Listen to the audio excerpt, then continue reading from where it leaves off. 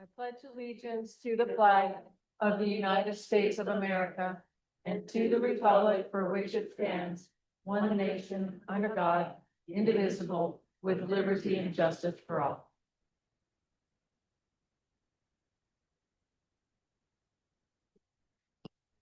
Thank you. We'll call the meeting to order at 6:01. We do roll call, please. Councilmember Larson, Yep. Councilmember Cassidy. Let the record reflect that Councilmember Cassidy is absent. Councilmember Dan Hahn, Present. Councilmember Melinda Cox, present. I was tripping on that. Councilmember Stubble. Present. Councilmember Josh Hahn. Let the record reflect that Councilmember Josh Hahn isn't here yet, but I believe that he's going to join us in a little bit. Mayor White. Present. 1, 2, 3. You have a quorum, Mayor. Yeah. Thanks for double checking. Awesome.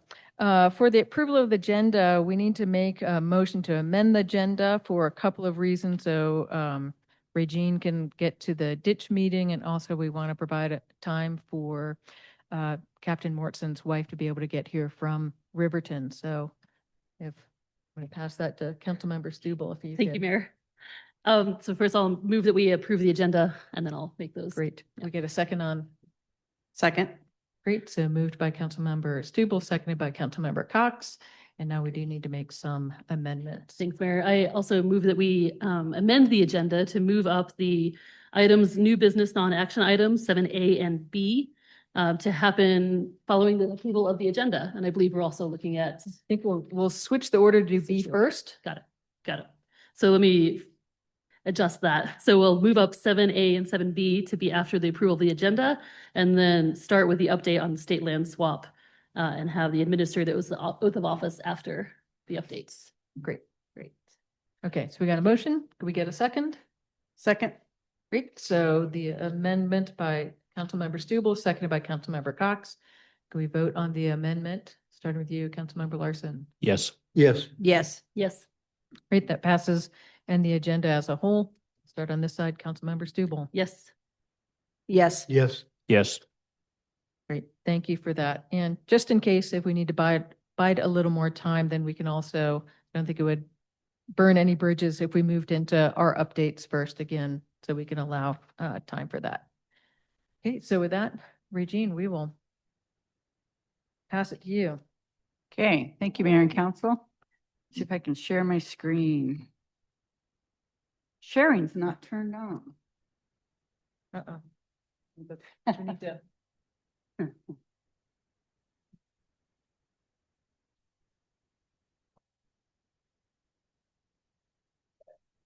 Yeah.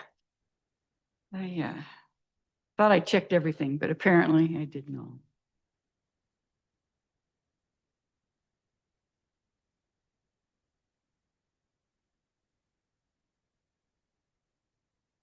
Okay.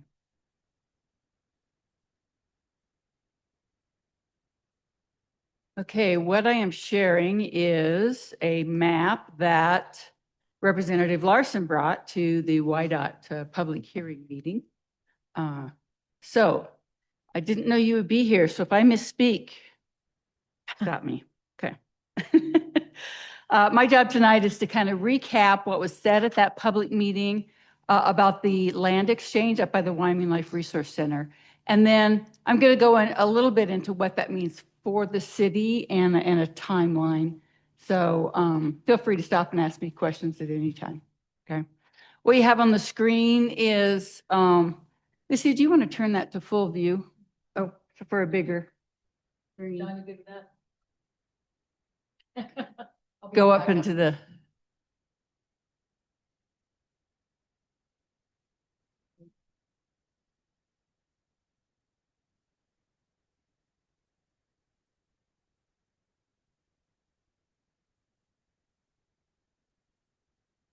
And if it doesn't work, that's fine. I was just going to make it a little bit bigger.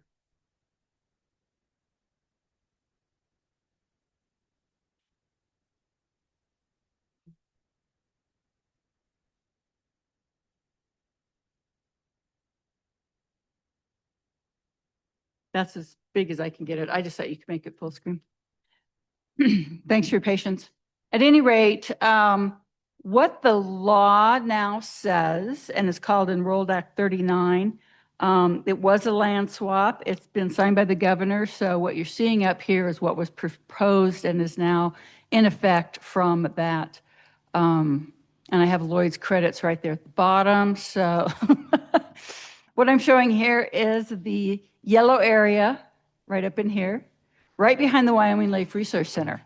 So if you're familiar with coming in on the Wyoming Life Resource Center, you're coming in and they have some a large storage barn and sheds back here. That is the north end of this whiteout piece of property. It is going to be 28.94 acres. And that is a direct land ownership exchange enacted by this law, right? So now it is state land managed by the Wyoming Department of Health. And now after this law, it is Wyoming state lands, but it will be turned over to WYDOT. Okay. There's nothing else that has to be done. That land exchange has already been made within those state agencies.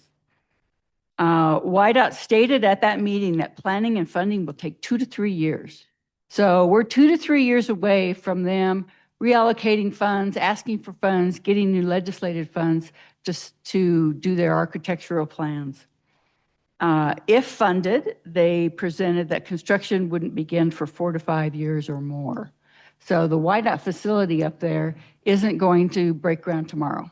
So that's the important part that we need to know as citizens here. So the white portion that you see up here is in a couple different sections. There's one up here, then there's one in front on top of the state to school lands, and then there's some over here. This right here abuts the back side of Dillon. So I'm looking at the east side of Dillon right there. And then this south border here is currently the dirt road called Dillon Drive.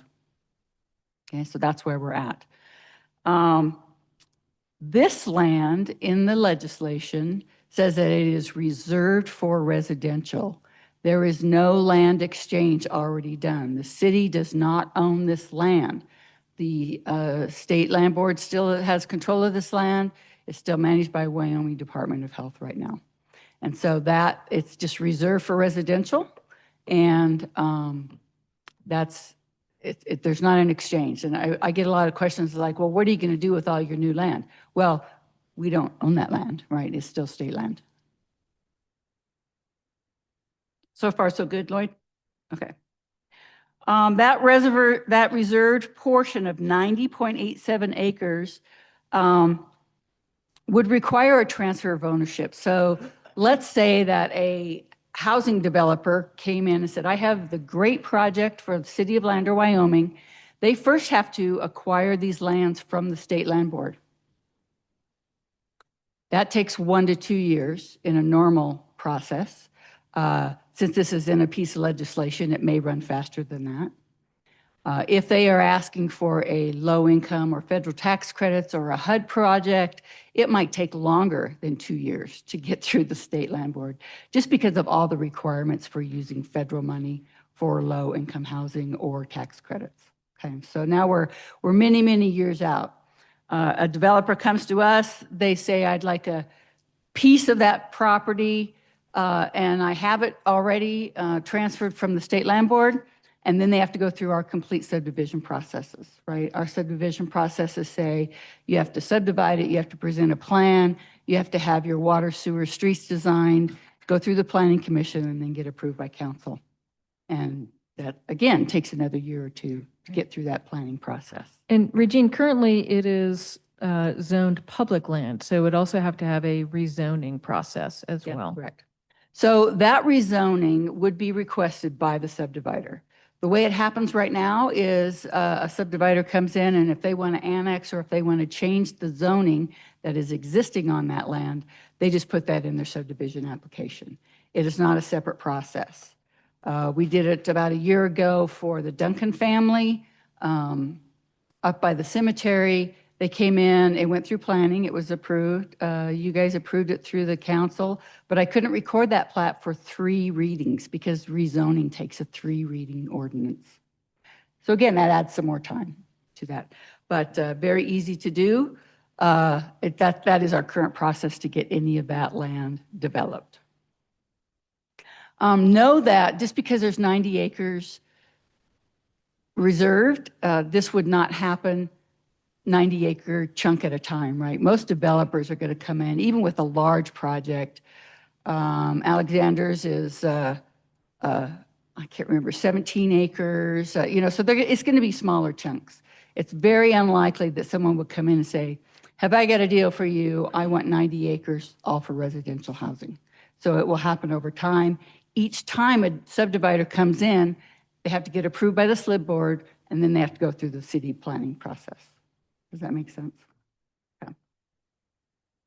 Any residential development would require a subdivision application. So we talked about that. It's currently zoned public.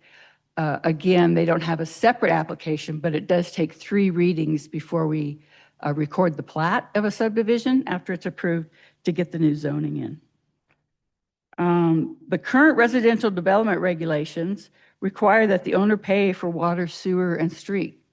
So remember that somebody comes in and says, I have the project for you.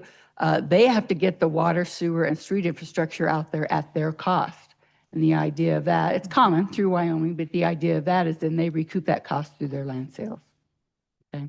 Or a grant, or however they're financing their project. For instance, if someone came in with a high-density project and they said, I want to be R5, that is our highest density. We can have multifamily housing in R5. We can also have mixed use in R5, because R5 already allows churches, schools, multifamily structures, daycares, professional structures, and office spaces for a single user. So within our zoning codes, if they wanted to have an R5, it could be not 100% residential, right? It could be any of those R5 uses.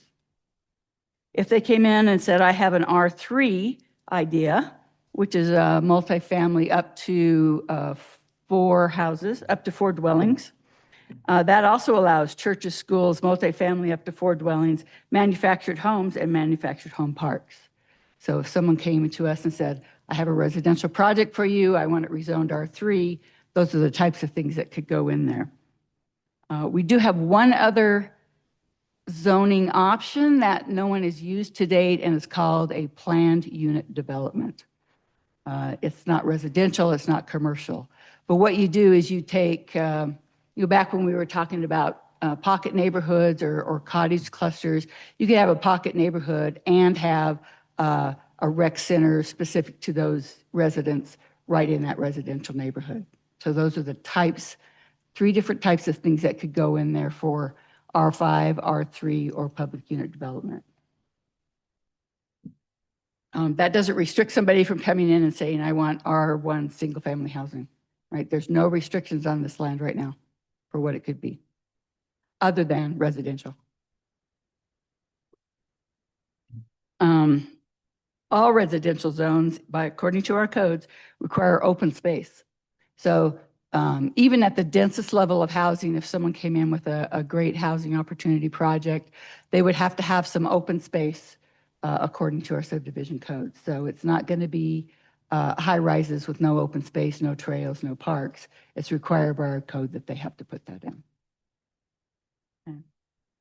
I'm going to show you the next map here, maybe.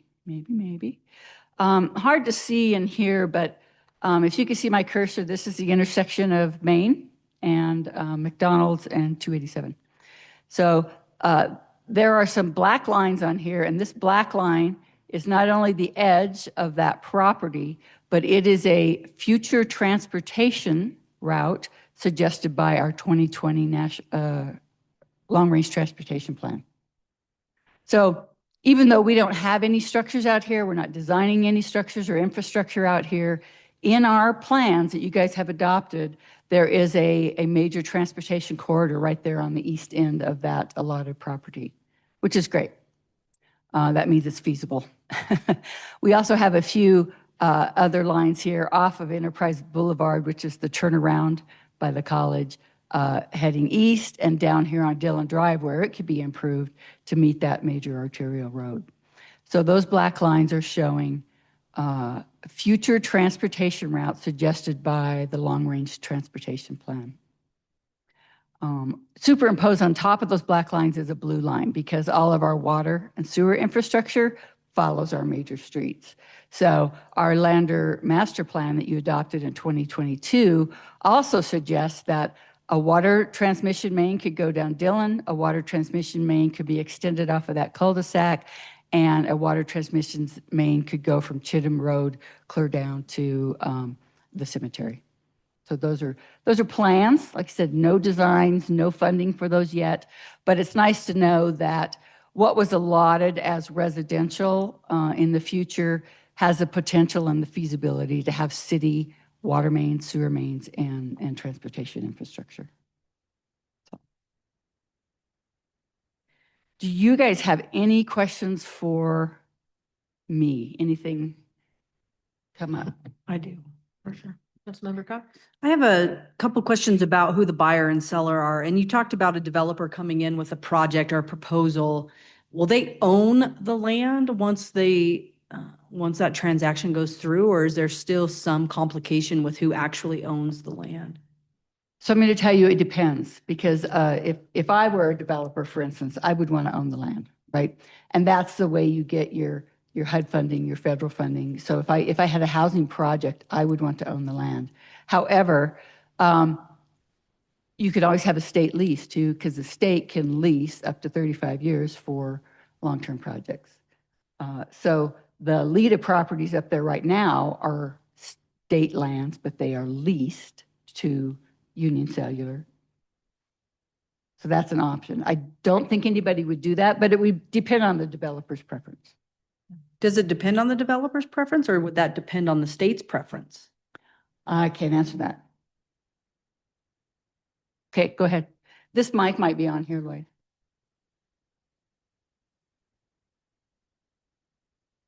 Thank you. So, Madam Mayor and Council, if we comply with the conditions of the bill, it would be a sale. There would be no lease. Okay. Okay, and it would be to a private individual, and so it would be the individual who is going to develop whatever portion of that 90 acres it would be. Okay. So like Thank LIDA you. right now is leasing some of those properties. That's not in this boundary, and that can remain, but any development for residential purposes under this bill would have to be purchased. And I might add to that we stipulate in there that it can only be used for residential purposes. And I agree with Regine in that little business park, what Union Cellular, but that's a different beast. Mm-hmm. This 90 acres was solely to be sold and then developed for residential. Easy to confuse. That's a good aspect of it, because I would note that has come up as a barrier for economic development. The leasing option has. So for residential, I like the idea that it's a sale, not a lease. Yeah. So thanks for that clarification. Councilmember Larson? Please, thank you, Mayor. So if we're looking at, 2-3 years for the funding to come through, 3 years before it starts to get any development on there, if somebody come in tomorrow morning and says, I'm in love with this place and I want to do something, what is the minimum time frame Okay. before something could actually happen there? So my long time frame was the what YDOT presented for their structure. So they are 5 years out before they start construction, let's just And that's say. just YDOT. Right, that's just YDOT. Okay, This land is available because this bill's been enacted. This land's available if right now. some developer comes and wants to start negotiating with the state. That's true. It takes 18 to 24 months to negotiate with the state for land purchase. Madam Mayor and Council, to help you understand the approach that we took in this bill was right now that say that the bill didn't exist. If somebody come in and they wanted to develop that land that is institutional land associated with the Life Resource Center, they could go to Cheyenne and they could make an application to the Board of Land Commissioners to see if they would be willing to dispose that land.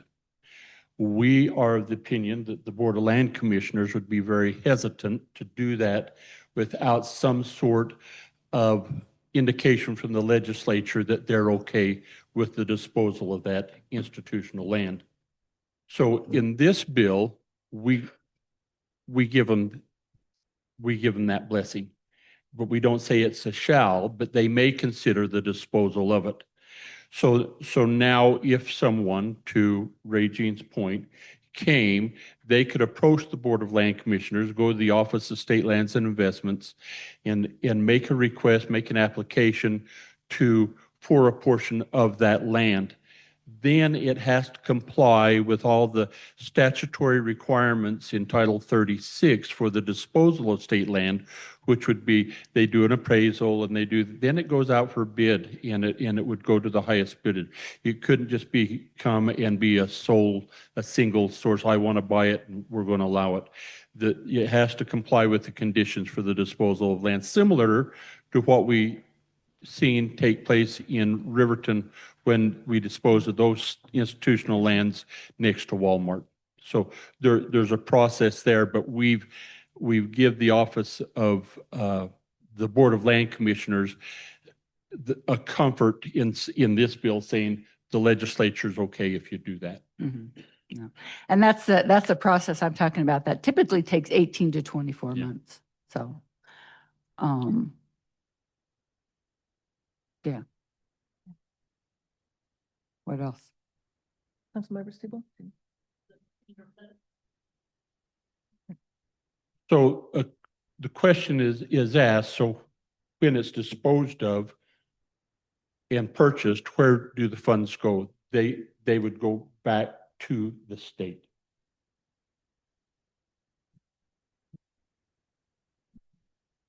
Senator Larson? Yeah. Please. Sorry, Senator Case. I'm sorry, I swear I know who you are. It's perfectly okay, Madam Mayor. I'm very excited about this. I'm very excited about the residential part. It's kind of been a dream, and I've been aware of the master plan forever. So I'm not so excited about the whiteout part. I'll be really quite frank. And I think that has a lot longer to go than people think it does, because there's other hurdles in the law that surround that. But the residential part, truly, it's an exciting opportunity for Lander to grow in a good place that's already had planning for that growth. Amazing. The city, I'm counting on you to hold up your end and I don't think you have to wait for a developer to come to you with a proposal to zone it. You could zone it before that happens. You could be proactive about this. You could zone out YDOT if you really wanted to. You control the use of that land. You could decide and have various categories of public land. The YDOT parcel is going to have some trouble in another area because there's another piece of law that talks about the YDOT parcel having to be compatible with the use of the Wyoming Life Resource Center. And I don't feel that this has gotten enough attention so far.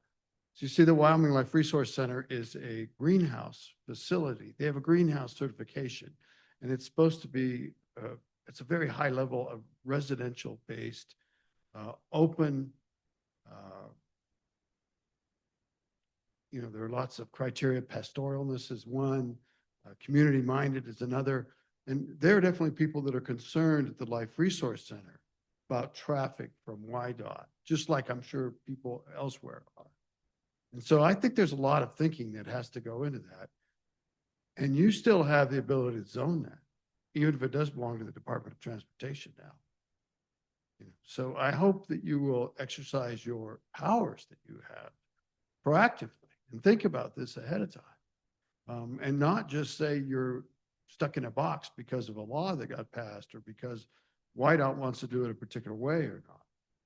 In regards to just being pure residential, or whether you can have open space, or whether you can comply with, they've got to comply with your zoning. No developer is going to buy the land without knowing what he could build on. And they have to do that. They have to know what the zoning is going to be. And you control that. And you don't have to wait for their application. You can at least think about it beforehand. So in all these things, I hope the city's more involved in how this develops. the neighbors are more involved. And I really hope that the families of people at the Life Resource Center are more involved in this. So thanks a lot for letting me talk about that. Mayor, if I may. I just want to say I appreciate that comments because we had a staff meeting about, well, should we pre-zone it? Should we take it out of public lands? Should we make it whatever? And right now, we're not leaning towards making it residential because we have 4 different residential zones and we don't know. Even if we go solicit people and say, hey, we've got this great piece of land and we want low-income housing. Well, we don't want it to be zoned R1, so we're trying not to preclude anything that we want to recruit also. So it's a chicken and the egg thing, and we've talked about it a lot. So I really appreciate your comments. Thank you. I just think you can solicit what you want. And you could drive the bus in that direction. Mixed neighborhoods, parks, good roads, setbacks, everything that you think is important in a residential development. And you also can control the public land use through your zone if you wish. Thank you. Yeah. Thank you. So I also want to mention that, again, according to our subdivision regulations, if you need a water line that runs through this residential reserve place, the subdivider is supposed to put it in. But it's in our master plans. So if you as a council say, go find funding to extend that, we want to regionalize over here, go find grants or get 1% funding to increase the water, sewer, and street infrastructure out here prior to anyone wanting or coming on this land, you can do that. That's the council's prerogative. Right now, the water master plan talks about regionalization and extension, and this is that. So if you wanted to put your budget and your funding towards that, we could go pursue some of these projects, infrastructure projects. Yeah, thank you. Councilmember Stubble. Thank you, Mayor. Thank you, Regine, for the information. And I'll start with another set of thank yous to Representative Larson, Senator Case, and Representative Posey.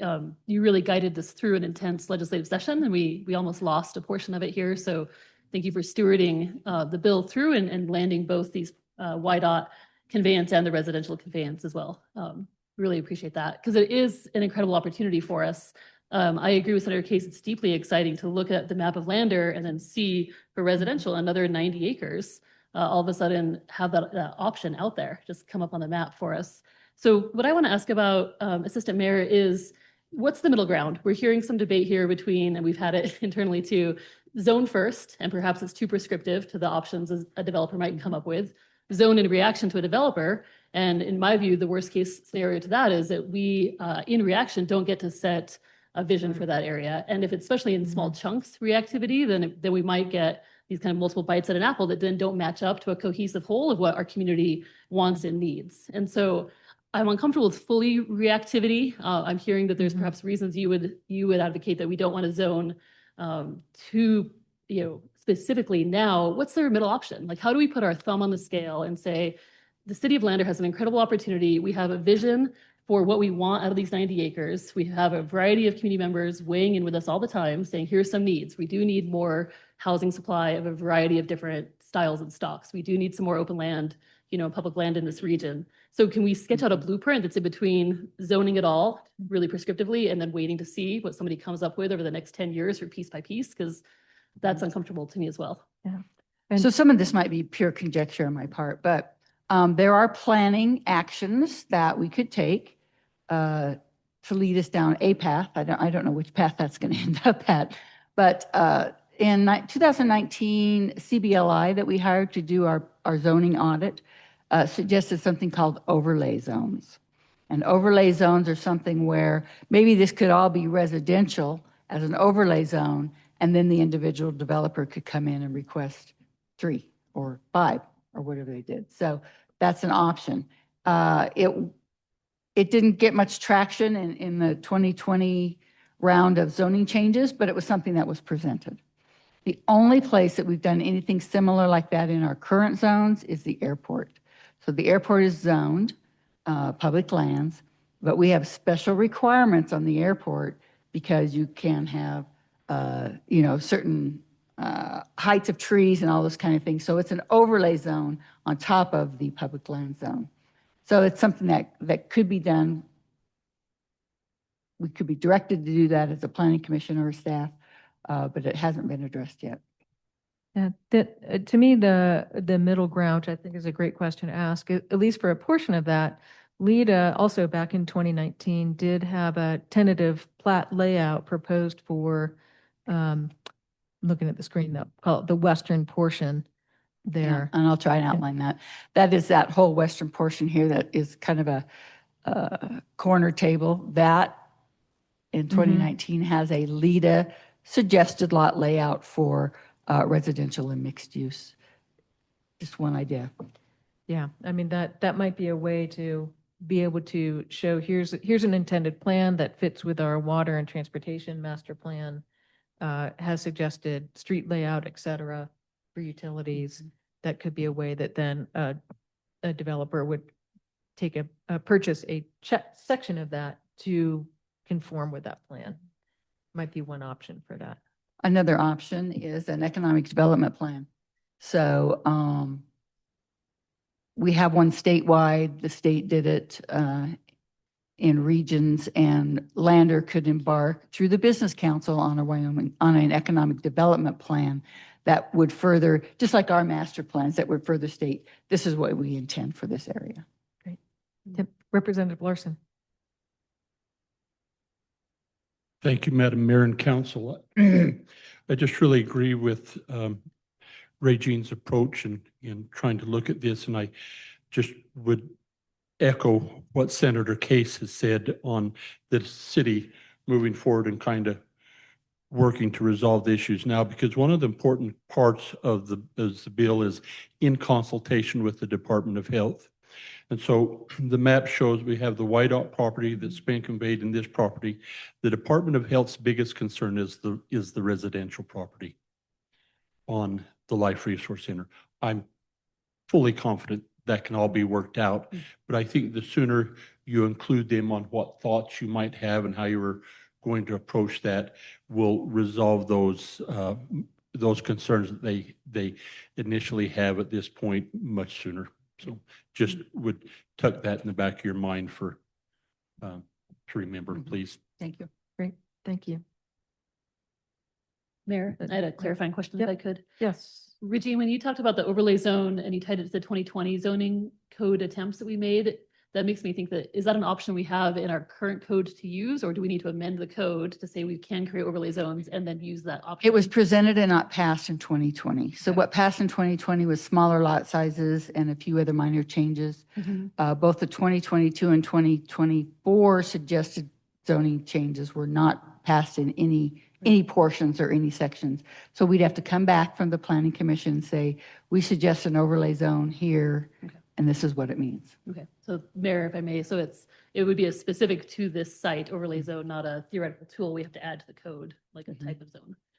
And again, the options are endless, right? Yep. I mean, let's put our That's thinking good. caps I hear on, that. because if you want the Planning Commission to say, okay, I just want you to do something with this area, great. If you tell them I want a economic or a housing development for the whole town, great. You know, we have to be thoughtful about how we're going to proceed.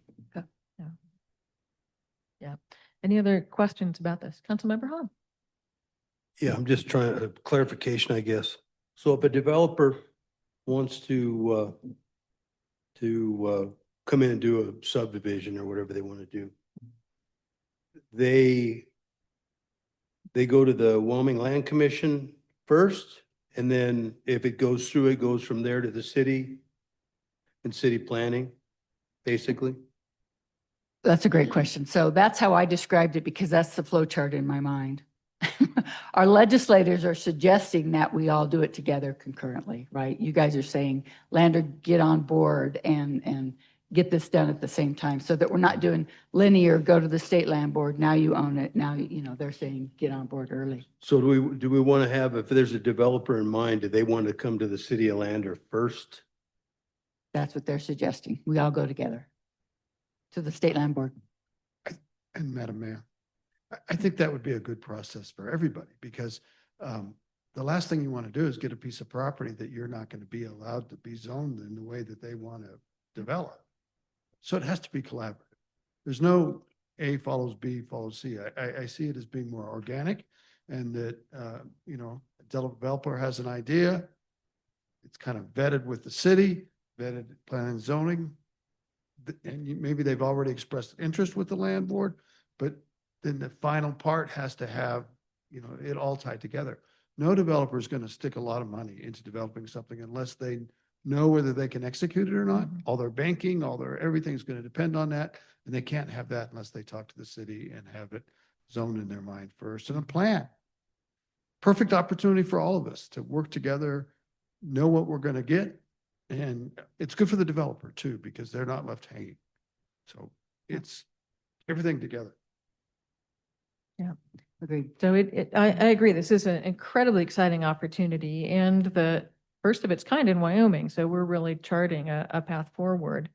And all these conversations make a lot of sense. I also want to reiterate, 'cause I'm sure all of us have been asked the question from our neighbors and constituents about, what does this mean? And I hope we all can have a better response now of, it means it's exact process to be determined, but it's not a quick and easy process, that we can better articulate the timeline that would be involved and the steps that are involved for it. Because I think there's concerns among some of our constituents that a whole bunch of homes are going to go up starting tomorrow.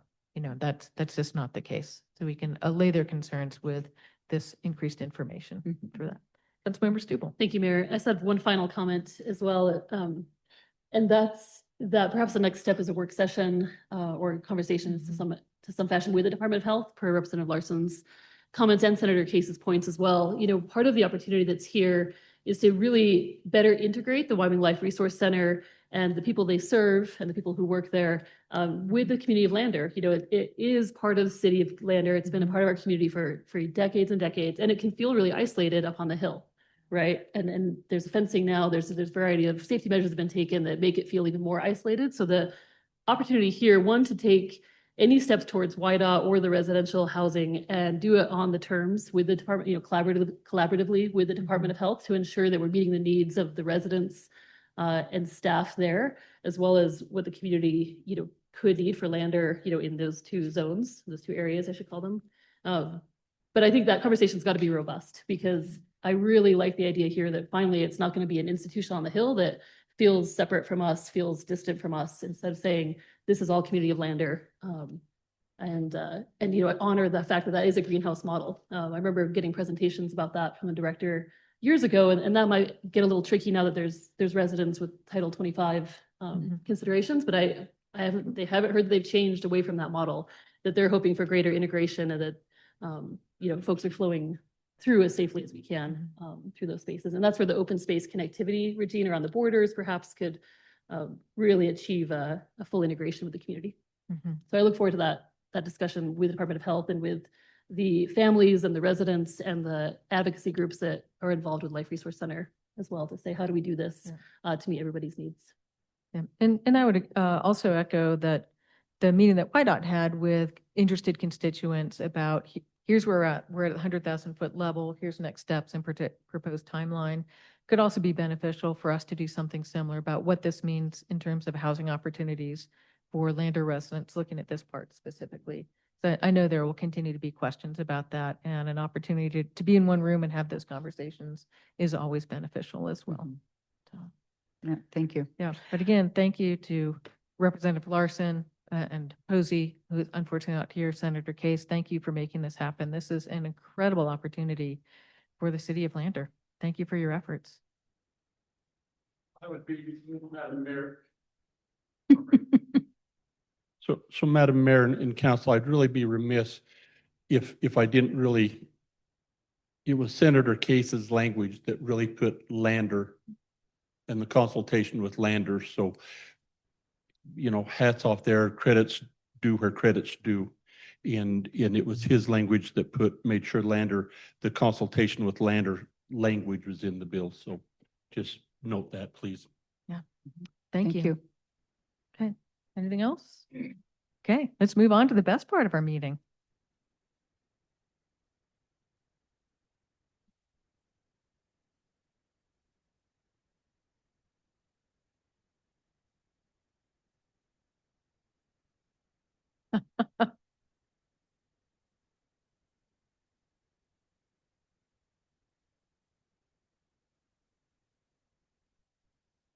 Mayor, Council, thank you very much. I've said it before and I'll say it again. I guess every chance I get to stand up here, I feel like at the absolute most important thing that I do as the chief of police is hire the right people and promote the right people. And I feel like this is a unified kind of one and the same. Our captain position was open for 30 days. We had 3 applicants, none from local. 2 of them fit the qualifications based on the captain's description, years of service and education. They were put through 2 different interview panels, one citizen-based, one law enforcement-based. Both of them very high regards. Neither one of them would have been a loss to us. They were both phenomenal candidates. Levi was selected based on his history and where he came from and how I feel like he fits. I visited with his wife, Brittany, who is here with him today. She's just as excited to become part of our Lander family as we are to have them here. Levi was born in Texas, raised in southeastern Colorado in a family of 11. He graduated. I just wanted a reaction, and Janelle gave it to me. He graduated with a Bachelor of Science in Information Technology Management from Western Governors University while working full-time as a network engineer for a small internet service provider. He left his IT job to start a family construction business and moved to the Denver area soon after. He began his law enforcement career as an officer with the Arvada Police Department in the Denver metro area, obtaining the rank of sergeant and serving as a motor officer, subject matter instructor in multiple facets, a field training officer, and an academy instructor. During his time there, he obtained his master's in science of management and leadership, also from Western Governors University. He transferred to the Black Hills Police Department in the mountains of Colorado as a patrol sergeant, where he oversaw the custody and control program as well as the firearms program. In 2025, he and his wife made a choice to get out of Colorado. I think that goes unstated. In, in 2025, he moved to Riverton as he was hired as their lieutenant. He was their support services lieutenant that oversaw administration, support services, special operations, detectives, CSOs, dispatch center, a lot of the support services division of the patrol side. He's chosen to come over here and be a part of our team, which I think we landed a huge win with him. He's excited to be here. He's excited with our vision and how we're moving forward. So that being said, Levi, his wife Brittany, his 4-year-old daughter Paisley, and their baby 2-month-old Reese is here today. Awesome.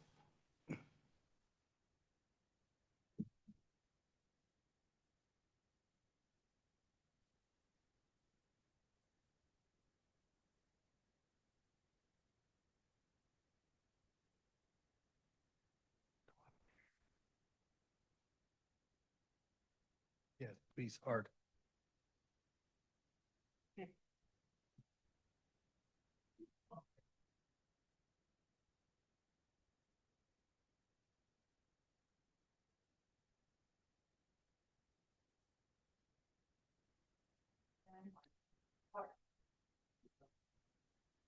Swear that I will support, obey, and defend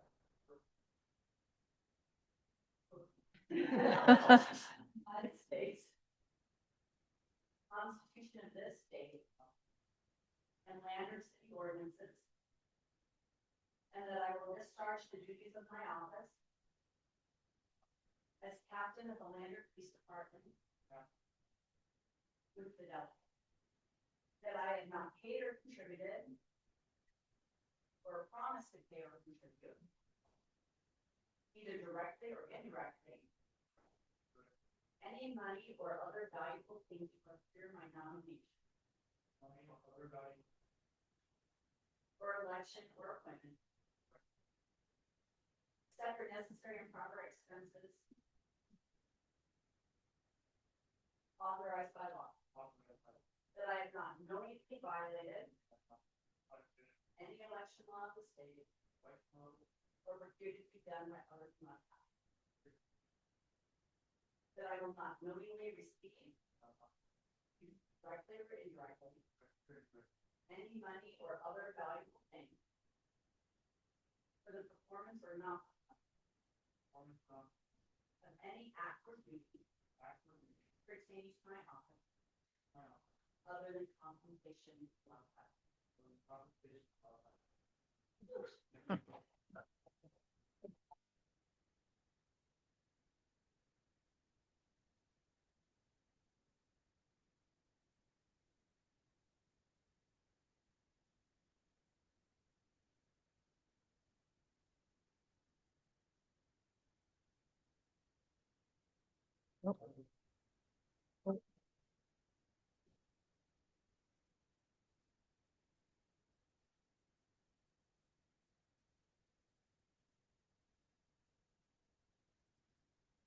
So glad to have you here.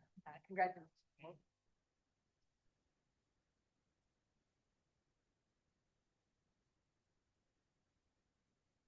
I know.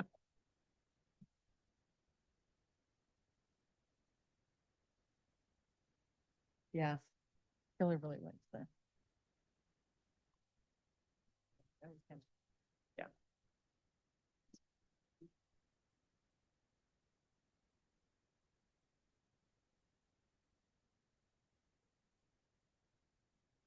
Thank you for that, Chief, and you are adjourned. That's not nice.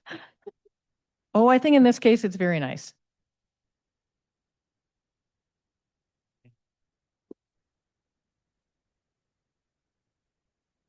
Yeah. Awesome. Thanks you all for the flexibility in our agenda tonight. We'll move on to communication from the floor.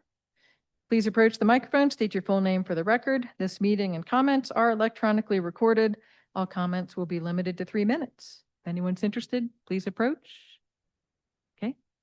Seeing none, we'll go to Mayor and Council updates, starting with you, Councilmember Larson. All right, thank you. First of all, I had a question there at the Senior Center Board meeting today. Have we been giving the extra water like we normally do, to run during the winter time? We never did that this year. The frost was never very deep. That's what I thought, but there was a lady there that says, oh yeah, she was wondering when it was gonna stop because her bill had had not shown the extra water that she was running. And that's what I told her, is I says the frost was not deep enough to even enact that this year. Okay, well, Yeah. I'll let her know. And then the other thing is that I want to officially announce that I will not be running for re-election for the council seat this year. I think that council person is kind of like underwear, that you have to change them out once in a while. And so that's where we're at. Okay. And that's all I've got, Mayor. Thank you. Let me get my composure. Yeah, yeah. You have a way of phrasing things that I'm pretty sure no one could ever replicate the same way you are. But I'm saddened by that announcement. You've been an amazing servant and in service to the community of Lander, and certainly appreciate your perspective about it. It's good to have change, and I hope someone equally qualified and motivated will be willing to step into that position. I'm sure there's several out there. Yep. Sure hope so. Yeah. Yeah, I know. Okay. Yeah. Councilmember Hahn. I as well don't have anything tonight. Okay. Councilmember Stubble. Oh, no, I do. I'm sorry. I was like, yes, I had something on my list. I do want to address at some point seriously the meetings and the special meetings. I don't like it when it changes so frequently. And that's a me, that's why I said I.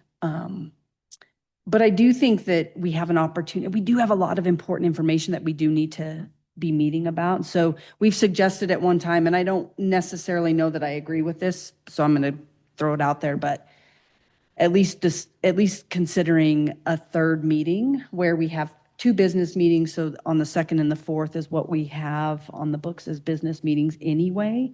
Seems like we're having special meetings on the 4th meeting to have some type of a vote, and then potentially adding a a work session to either the first or the third week.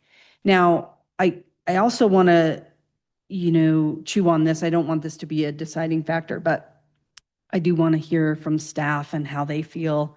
It does require them to be here, obviously. For me, I'm game. I'm open for another meeting, but it is something out of their playbook. When I first started, we did have a meeting a week. They were usually shorter, and I thought a little bit more productive in the sense of more efficient and more, we really, sometimes what I'm seeing is sometimes when we go too long, it wears us down, and then the misinformation that happens, I'm feeling like there's some misinformation and miscommunication that comes out of from myself as well as others, just because of the we just get wore down sometimes at a 2.5 or 3 hour meeting. So, and that being said, I would also like them not to, I don't want to have special meetings any other day than Tuesday. And I think I can appreciate why, and I'm not, condemning or saying, oh, shame, shame, but I'm just saying, I've heard some things in the county or in the community where it's like, if we could at least just keep them to Tuesdays. But these changing in schedule is considered hard. And I was elected to be at these meetings. And so I do take it seriously, for sure. Thank you. Yep. Councilmember Stubble. Thank you, Mayor. Councilman Larson, you will be missed. But I'm glad we have you for the remainder of the 9 months here. Probably bad math there, but rest of the year. But I could do without the underwear comments as well. And then I'll just comment, if I may take a little moment here, Mayor. The proposal Councilman Cox is throughout of 3 meetings on Tuesdays. I do endorse. I think we're honestly, by adding special meetings or additional work sessions, it seems we're almost at that frequency fairly often anyway.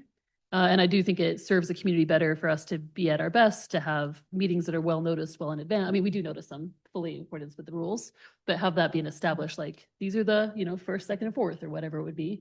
The amount of business that we go through clearly warrants it. Giving deep discussion and debate to policy changes that we have afforded us, like, warrants more time, I think, as well. And so if we have that on the books and we all have planned around it and the staff and all the plan around it, we avoid the awkward scheduling that we've had at the last couple months for some of the issues that, we could make more progress on and turn to the next, policy solution we're looking to craft. So I endorse that. I will say none of my assignments have met since our last staff update, oddly. And I will say that there was a really productive meeting with some of the license holders around Title II changes. Productive discussion. It was a small group setting, not an official meeting of the council, no quorum. And some license holders, did attend and continue to share really good ideas that I know we're all still taking to heart to craft the best possible solution for Title II going forward, and we'll debate that, Mayor, in coming weeks, right? So I'm grateful to the continued input from license holders, folks in the community who are aware of, interested in, have a stake, want to see, Lander be as safe as possible with how we regulate and distribute, alcohol through licenses. So thank you, Mayor. Great, thank you. A couple things on my end, and maybe I'll start with, so the current date planned for continued discussion on Title II will be at the May 12th standard meeting for that. That is now set in stone. Yeah. And again, thanks everyone for your flexibility. That's a scheduling challenge to have all the appropriate folks here. It is a regularly scheduled one of our meetings. So, and I appreciate Councilmember Cox. You understood our challenge of would a Thursday work? We want to respect the license holders to get this thing wrapped up and done and trying to meet sooner, and it just didn't work. So we'll stick with May 12th. So have that on your calendar for that. Also a reminder, soon after that will be the Wyoming Outdoor Weekend, the 15th and 16th. The WAM board is going to be here in Lander meeting the 14th and 15th. So hopefully there's opportunity for us to interact with some of our other elected leaders in the state for that. I want to give a shout out. I met someone today just after lunch who wanted to really give as high praise as possible to Danielle and also to some of the city water crew. They got called in to one of their friends' house. Danielle, with this new system, was able to see that water use spiked substantially quickly. And so contacted that individual. They were out of town, asked the individual I spoke with today to please go see what's going on at the house. Uh, Staff from the water department were able to go and hit the curb shut off right away and then turn it back on when they were coming back into town. And all of that is just great with the level of specificity that the new system has to be able to show. That is super atypical use. Danielle is always, not only is she always on it, but I get to hear her calls, and she is so good working with the public. She's awesome. So he had great things to say about all of that. Kudos again to fire department, Councilmember Hahn. I don't know if you were on the most recent house fire, but yet again, terrific work by our volunteers to address as quickly as possible and keep that fire from spreading. And I do want to, yeah, yeah. So, uh, right. It's been a bad spate for it. Yeah. I mean, that was yeah.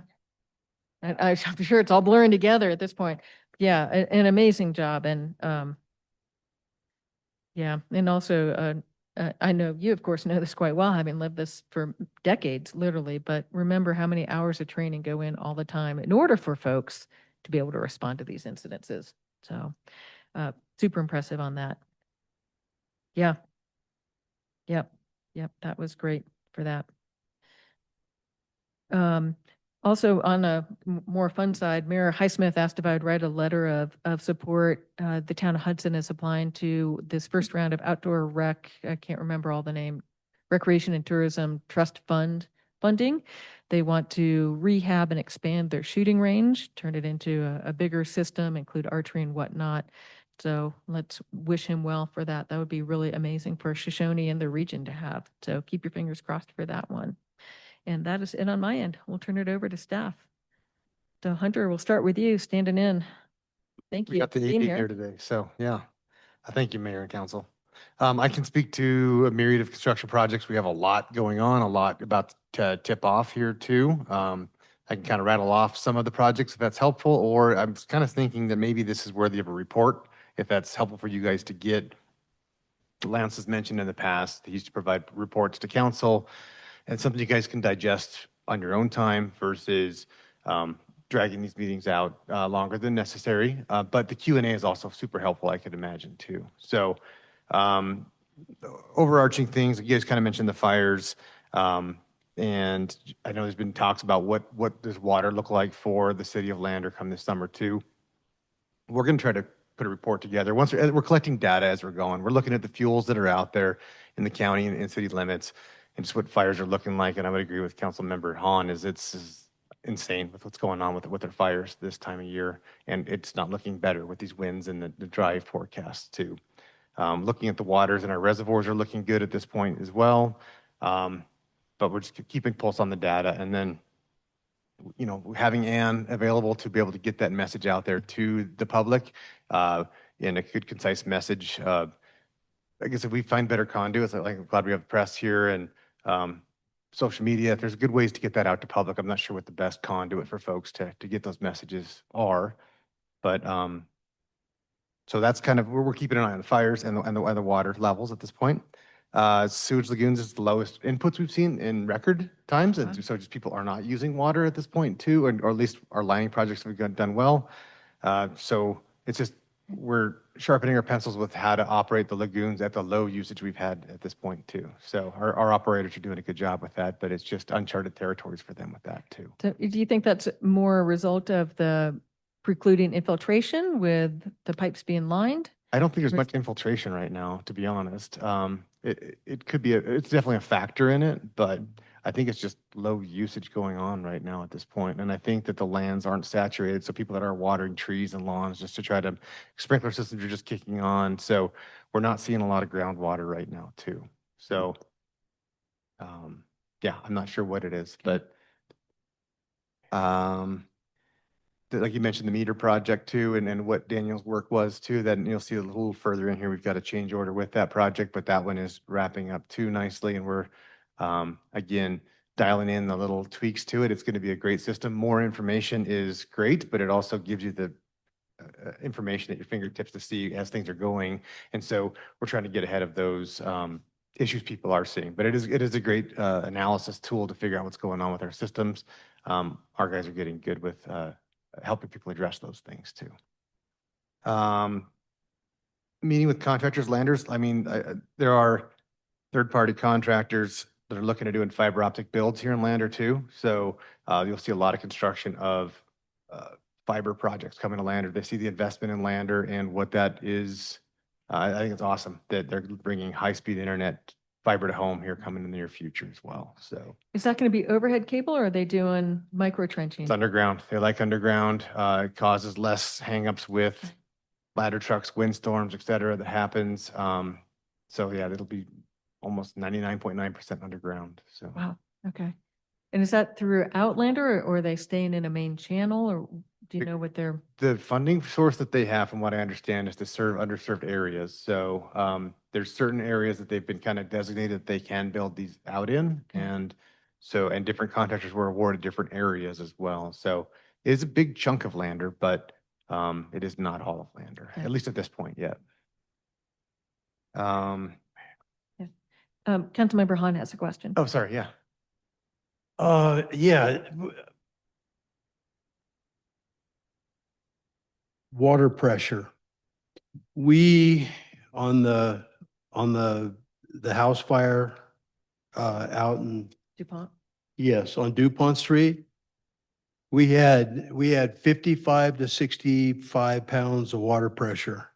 You're starting to get dicey. When we were, it was mainly up, 55 to 65, but it was staying up at 65 quite a bit. The fire we had yesterday, we had 60 pounds.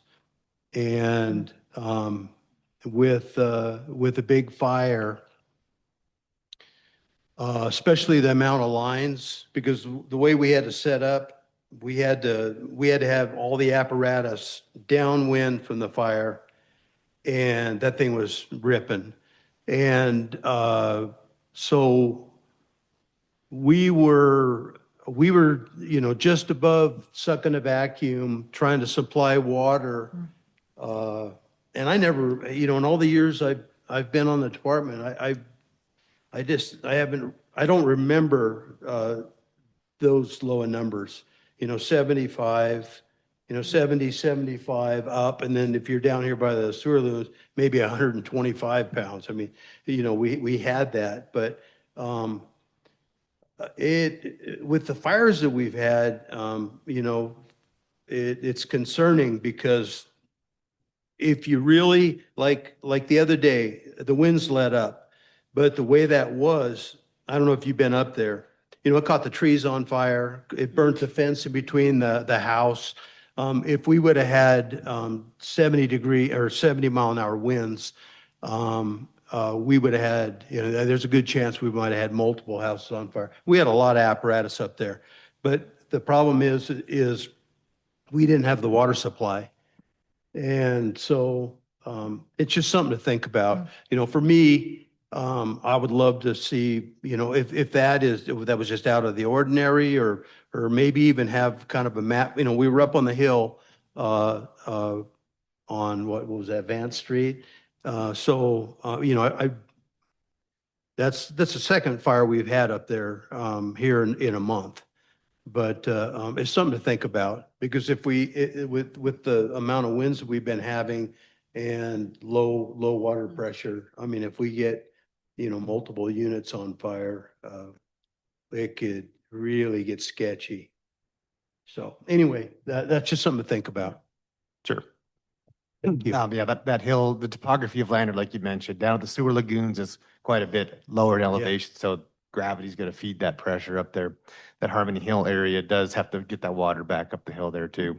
35 PSI is what standard water minimums are nationwide for water standards of what water pressure needs to be. But I would agree, when you're going to hit it with the hydrant hard and start sucking hard on it, that's going to be difficult to do. So Do we have a map of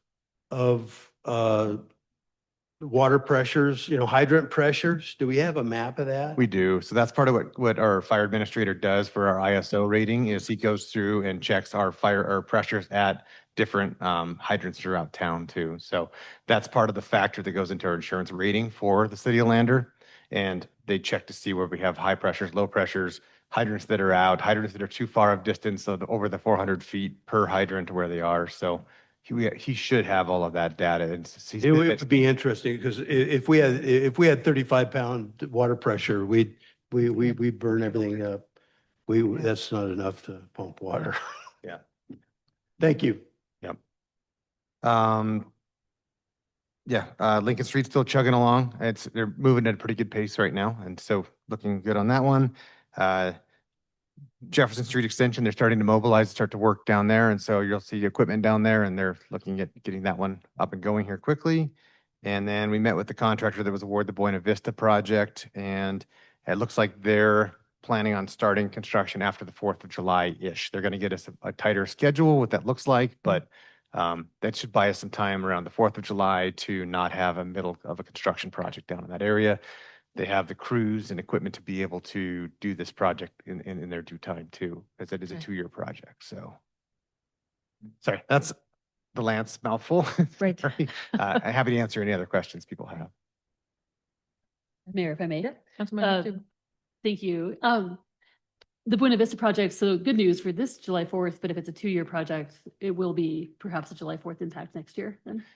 It's part of the contract of the phasing of working around the fly-ins, the rodeos, just the traffic that comes into town too. Yeah. So we had a really good meeting with them of how to even phase it around the community center and not impact graduations and wedding seasons. And so they're very cognizant of trying to block that into chunks, to open up chunks, to be able to make accessibility off of South Second a lot more of a possibility too. That's awesome. Because of course there's fewer like other options to get around this area. Hospital and airport and yep. Cool. Thank you. Anything else? That's it. Okay. So Regina had to leave to go to the ditch company meeting, so Lander is one of the holders of that, so we'll get updates from her later. So Christy. Good evening. Can you guys hear me? Yep. Okay, good. I don't really have much of an update. I have been working on budget. I think our meeting where I should have something for you is in 2 weeks. I should hopefully have it something to provide to you by the end of next week. So I've been going through the department's requests and trying to compile that in some documents that I can provide to you. And finding out more details on things that we might be missing or things that we need to do. And I will also meet with Lance and Hunter, I think are 2 of my final people to put on some touches, and then also go over with some stuff with Shari next week, just to make sure there's not certain things that I didn't think about looking at the budget, that we don't want any holes. We don't want any surprises. So that is kind of what's been taking up the most of my time. You guys have any questions? Any questions? Great. Okay. Adam likewise obviously is absent. He's headed to Cheyenne for a Supreme Court hearing tomorrow. So he needed to get down. He apologizes for being absent. So we can all hear him say, I have nothing to say. Mayor, should we clarify that's not on city business?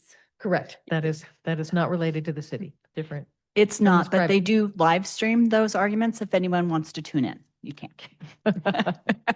I was thinking interesting. about it, but Yeah. the only update I have or informational piece is that the next meeting at the end of the month may have a very quick voting item that we'd have to have beforehand concerning the city health insurance choice for this year. I'm still waiting for numbers from WAM JPEG, but if we want to move forward with our current provider, which is WebT, then we need authorization to sign those documents by April 30th. So because I don't have numbers from everybody yet, we're sort of pushed that out about. Yeah.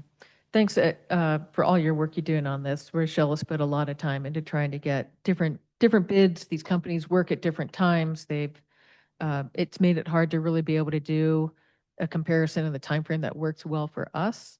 and appreciate looking at being able to offer different tiers of insurance as well. And as well as finding out there may be some changes in eligibility for like how we get health insurance and all, there's just myriad details, it seems, every year. The other thing, Kevin and I had a virtual meeting today with the Rocky Mountain folks that we could potentially use for our HRA administration. They seem really great. The one hitch is that they have a limit on HRAs that can roll over. So our employees that have been employed with the city for a number of years and have more than a certain amount in their accounts, they can't administer over a certain amount. So we need to do a little bit of investigating on what that would look like before making a recommendation for council. We certainly don't want those employees to lose any of their benefits. Okay, thank you for that. Mayor, Any questions? Yeah. maybe a comment, but it feels the most relevant time. I always wanted to be really explicit when we said we baked in May 12th for Title II. So under next meeting parameters here, that's a work session, not, even though it is a business meeting, that's a work session for Title II, not a vote on Title II. Unfortunately, there will likely be, we're trying to minimize the number of business things that have to be done there. Right. But we're trying to really keep it a tight agenda so that we can have the bulk of it be focused on the Title II work session. That's right. Thank you. Yeah. But bills and claims, for example, will Yeah. have to go on May 12th. Sure. I did also want to mention that I think that we're going to have some booths at the Garden Expo at the high school this Saturday. I think that Shane White is going to have one on one side about the water treatment plant. And on the other side, it will be Ann, Danielle, and I working different times going over the new water meter system and just making sure that any questions are answered for the public. So anyway, just thought I'd mention that. Yep. Thanks. Councilmember Josh Hahn, we missed you for updates. Anything you would like to add? Happy to go back for that. No, Mayor. Sorry to Okay. be late. Thank That- you. Life happens. We get it. We're glad you're here. All right, moving on to consent agenda. A number of items there. We have approve March 10, 2026 Lander City Council meeting minutes, approve March 24 Lander City Council meeting minutes, approve April 7, 2026 Lander City Council special meeting minutes, and approve bills and claims. Move get- to approve. Took the words from your Second. mouth. Moved by Councilmember Larson, with a second by Councilmember Dan Hahn. Does anything need to be pulled? Any questions? Okay, call for the question. Councilmember Larson. Yes. Yes. Yes. Yes. Yes. Great, and that passes. Moving on to new business, section 8. These are action items. First up is appoint Jonathan Wrench to the Planning Commission. Regine's not here to fill us in on that. He's been attending some of these meetings and there was unexpected departure. One of the individuals is moving out of town. So he would love to serve on the Planning Commission. There will be openings later in the year for broader application, but right now we have that there. So can I get a motion in a second? So moved. Second. Did you? So moved by Councilmember Dan Hahn, seconded by Councilmember Larson. Any questions on this? Okay, we'll call for the question. Councilmember Hahn, Yes. Yes. Yes. Yes. Yes. and that passes. Next, approve and authorize the mayor to sign the Black Hills Energy Service Line Agreement dated February 16, 2026. Could I get a motion in a second for this one? So moved. Second. Moved by Councilmember Stubble, seconded by Councilmember Cox. And Hunter, I've got you as our info giver. Sure. So the city and Parks and Recs are looking to how to diversify some of the other parks we have out there. So they got a lower grant to put in a barbecue grill over there at the Dillon Park. This is a gas line that will serve their barbecue grill at Dillon Park. It'll be at no cost to the city. But it is an agreement, so it needs to go in front of the council. Yeah, awesome. On both accounts. Great to have another facility where folks can go. I know we've all heard concerns about city park usage and that it's no cost to the city is icing on the cake. Okay, any questions for Hunter? Okay, call for the questions with you, Councilmember Larson. Yes. Yes. Yes. Yes. Yes. And that passes. Next, authorize the mayor to sign Rocky Mountain Power request 7443644, street lighting agreement in the amount of $17,414.60. Can I get a motion in a second? So moved? Second.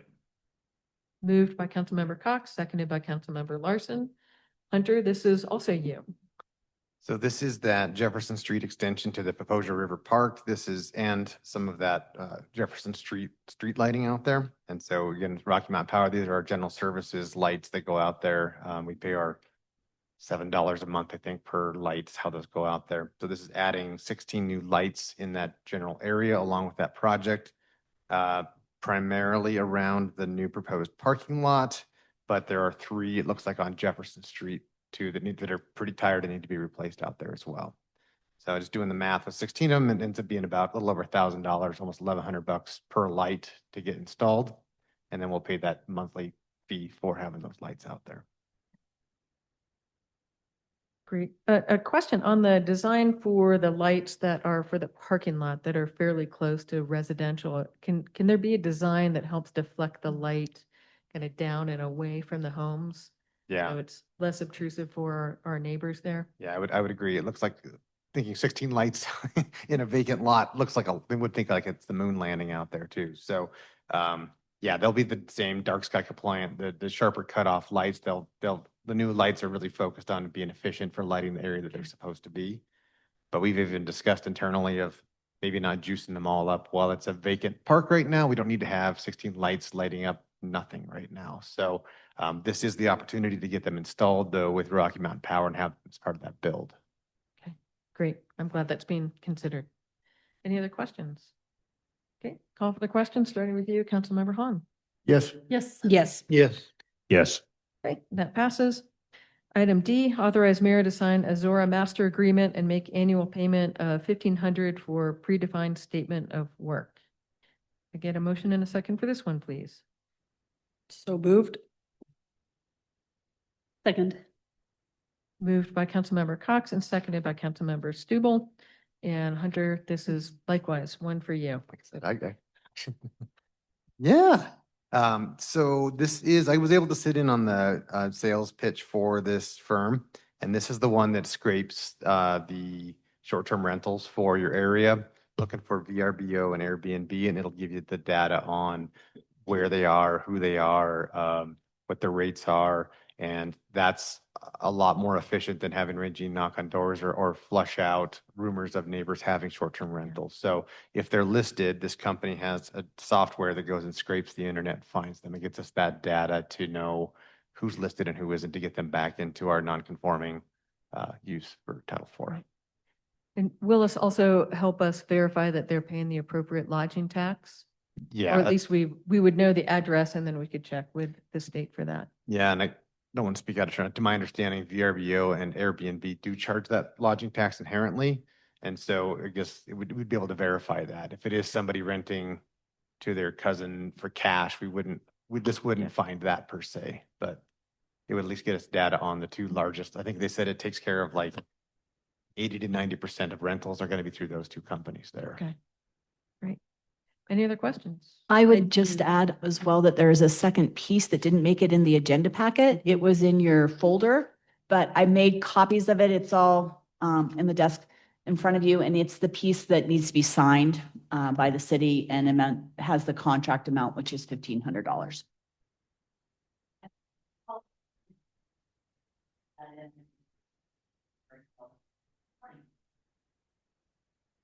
I just have a quick question of clarification. Is there a process of notification to the owner of the VRB or the short-term rental that this company would have access to their information and that the city pays? From my understanding of sitting in the Teams meeting was they notify us of 123 Smith Street is listed as, and here's your spreadsheet of all of the listed properties, and monthly. As they get started, it's every 2 weeks, but monthly they'll scrape it and try to find what they have, and they report up to the city with the data that they pull. So there's no advance notice to the property owner? No, That no. the data is being scraped?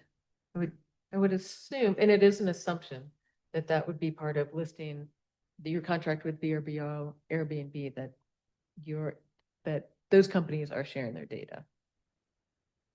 And Mary, But that, again, as I said, is an assumption. I mean, Hunter, correct me here, but I don't think we're getting their phone numbers, their email addresses. This company is saying 109 Smith Street shows up on Airbnb and then sends that report to us. And that's publicly known data, right? Because that person has listed 109 Smith Street. I haven't listed my home, to say, but that's up there, right? So that property owner has consented by listing their property on that website, that address is known as now as a short-term rental. This company tells us that address is on one of these websites, and then we choose, right, how to go out and inform the property owner that, you know, the license is needed if they are in fact not, in fact. Yeah, if I remember correctly, it doesn't even say the owner of the property. It just kind of gives an address for where what it has scraped, but I don't think Yeah. it makes it sound like it's the property owner's private information that's getting pulled here by any means. Yeah, I don't like it. Why, so we're doing this outside of our internal process because we have such a large problem with the documentation, is that? I think the time consuming aspect that we're paying Regine to go knock on doors and personally try to scan these has cost the city more money than it would just hire somebody else to scrape this and pull this data than it would be to hire or use Regine's valuable time to do that. So I think it's a time savings aspect and pretty affordable at that. And it's a trial run at this. It's a yearly contract on this too. So can see to collect the data. I think that there's been the consensus of wanting to kind of get better numbers and data to attribute to short-term rentals and the impact that it has on affordable housing and whatever there is. It can give us some quantifiable data. It's also a third party that's not a staff member pulling the data. It's a third party to give you the data in a spreadsheet form. Do you know, just off the top of your head, how many short-term rentals we have in Lander? That's been part of what's challenging, because the only way right now we can gather that is to get on one of those sites and leave the dates open and count which ones are within city limits. And it vacillates. What we've seen is somewhere between, I think, a high of as many as 35 or 36 within Lander city limits. There's certainly more in the county. And folks would consider that Lander, but not truly Lander for that. So that's another reason why a company like this is helpful, as well as on the VRBO, the specific address often isn't made available to the public, only a general area. And I've certainly seen some of them where a stock housing photo is used. So you can't actually say, oh, I know where that house is, because it's the welcome photo, if you will, is not at the real home. So it also makes it harder. And then because we are requiring that anyone doing a short-term rental gets the annual inspection, those kinds of things, this helps us make sure that we know who which those properties are that are getting inspections to be appropriate rentals. Would this data then only be coming from those two? So you talk about VRBO and Airbnb, those would be the only two. That's correct. Yeah, I think there's another third one that somebody has mentioned Sure. that they didn't have the AI capabilities to scrape theirs. Yeah, there's like Furnished and there's a couple of other. Few others.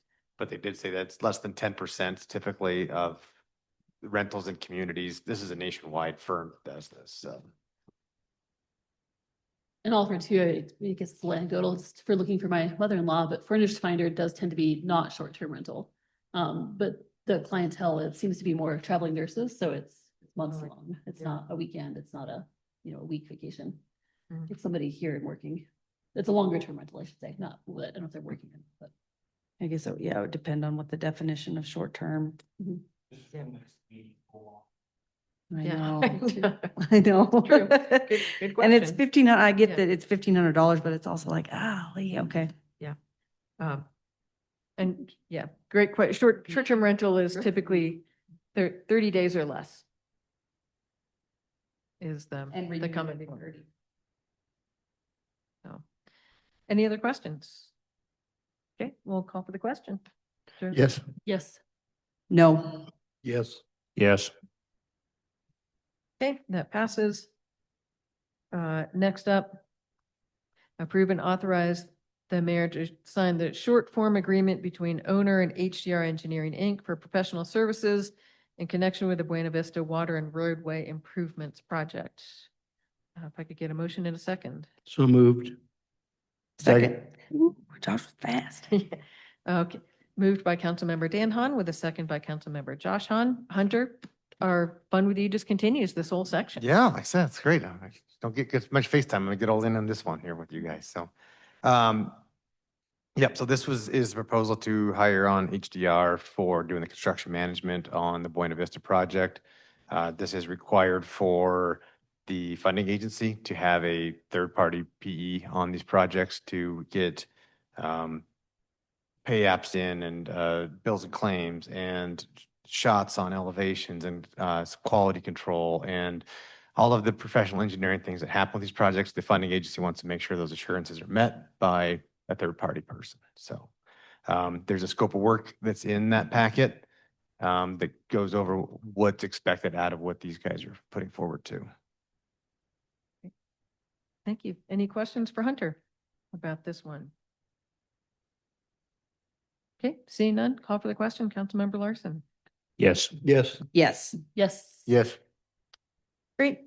Item F, approve and authorize the mayor to sign the water meter replacement project change order number 1 with Metron Fernier decreasing the contract price by $11,449. Motion in a second. So moved, as long as that's not a typo, it's decreasing. No, it really is. Yep.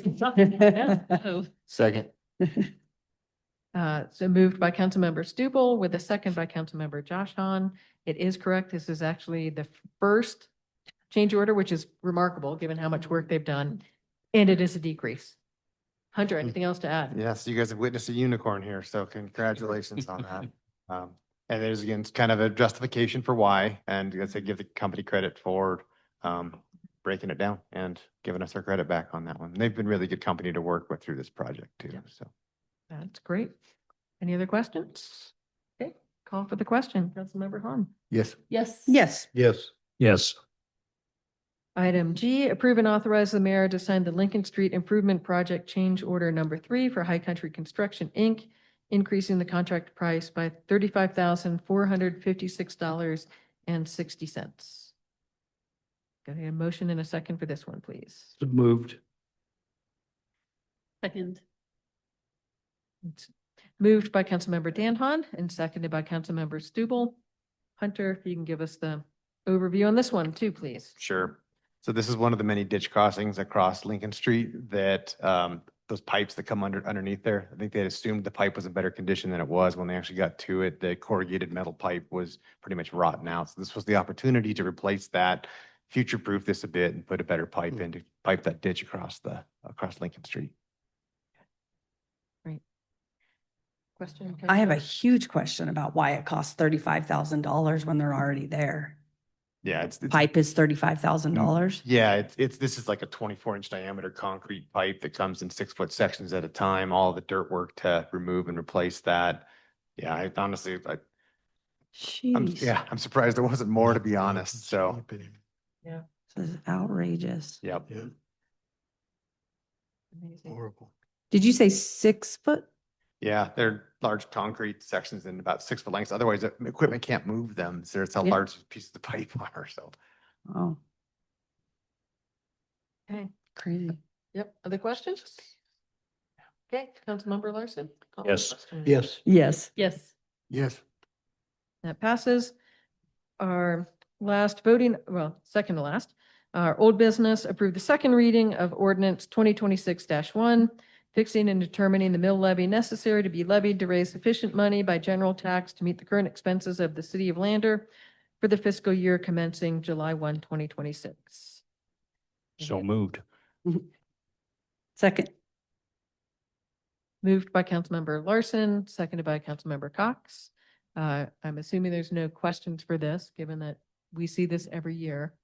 I have one comment to make about this. I think it's really important, as the public is appropriately so talking about how incredible the fire department is and how necessary they are, please bear in mind that 3 of the 8 mills that the city of Lander gets goes to the fire department. It is their primary source of funding. And of course, any changes to property tax structure impacts that group Right. significantly. So I want folks to be aware of that for that. So given that, we'll call for the question. Councilmember Hahn. Yes. Yes. Yes. Yes. Yes. Great, and that passes. Last up is our next favorite after swearing in, Captain Martson, the adjournment. The Move to motion- adjourn. Moved by Councilmember Cox, Second. seconded by Councilmember Josh Hahn. Councilmember Larson, Yes. Yes. Yes. Yes. Yes. and that passes. Thank you all. We'll see you in a couple of weeks.